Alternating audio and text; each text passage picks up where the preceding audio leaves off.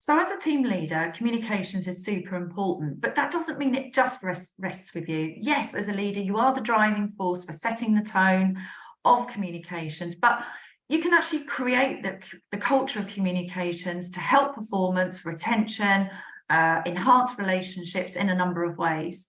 As a team, get together very regularly and decide, well, what channels do we have to communicate with each other?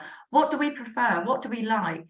Do we need another app? Or do we use Teams as our main channel for communication, which has a number of capabilities in terms of file sharing, messaging, calls, as we all know? And then work out a team together. Ensure that your team's included in this program to design your communications methods, both internally and to the wider organization or the wider enterprise. And then figure out, as a team, how often do we want to communicate?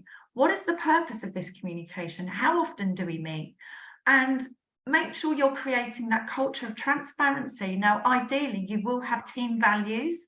That means that, for example, we want to be a communicative, open, transparent team, and that should really be the foundation of your communications plan. Perhaps you have other values. So it's really the channels, how often, the frequency, the purpose, choosing the right tools, keeping everyone on the same page, inviting questions, and then really have a plan for the year. Why not? And then that we need to set these times aside as a team to meet some of the deadlines that the wider organization has, but let's build in some time for some other ad hoc meetings as well.